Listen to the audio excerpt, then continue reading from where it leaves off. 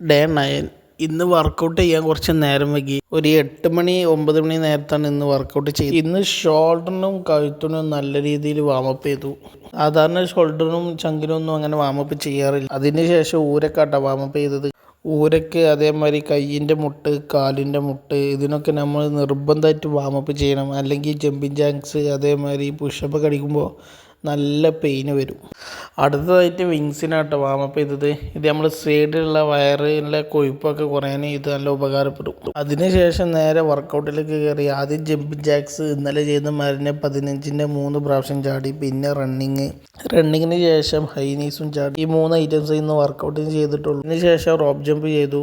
ഇന്നലെയൊക്കെ rope jump നമ്മൾ മോശമായിട്ടാണ് ചെയ്തതെന്നുണ്ടെങ്കിലും ഇന്ന് 50 പ്രാവശ്യം ചാടി. അത് തന്നെ ആകെ 2 വട്ടം സ്റ്റോപ്പായിട്ടുള്ളൂ. പിന്നെ റോപ്പിൻ്റെ ഒരു സൈഡ് പൊട്ടിയോണ്ട് ചാടാൻ അത്ര ഒരു ഉഷാർ കിട്ടിയില്ല. അടുത്തതായിട്ട് പുഷപ്പാണ് ചെയ്തത്. നമ്മൾ 50 പുഷപ്പിൻ്റെ ചാലഞ്ചിന് ശേഷം പിന്നെ എന്താണെന്നാവോ 10 പുഷപ്പേ വയ്ക്കുന്നുള്ളൂ. അതിൻ്റെ മേലേക്ക് പോകണില്ല. മാക്സിമം ട്രൈ ചെയ്ത ഒരു 12 പ്രാവശ്യം. അടുത്തത് പ്ലാങ്ക് ആട്ടാ ചെയ്തത്. സാധാരണ നമ്മൾ പ്ലാങ്ക് ചെയ്യുമ്പോൾ നല്ല പെയിന് വരും. അപ്പോൾ നമ്മൾ വേഗം നിർത്താൻ തോന്നും. ഇന്ന് മാക്സിമം ശ്രമിച്ചുകൊണ്ട് തന്നെ എനിക്ക് 1.25 മിനിറ്റ് ഹോൾഡ് ചെയ്ത് ചെയ്യാൻ പറ്റി. പിന്നെ സിറ്റപ്പ് അടിച്ചിട്ടാണ്. സിറ്റപ്പ് ഞാൻ 2 മോഡൽ അടിച്ചത്. ഒന്ന് ലോ ലെവൽ സിറ്റപ്പും പിന്നെ സൈക്ലിങ്ങും. അതിൽ ഫസ്റ്റത്തെ സിറ്റപ്പ് നല്ല ടഫായിരുന്നു. സൈക്ലിങ് പിന്നെയും കുഴപ്പമില്ലായിരുന്നു.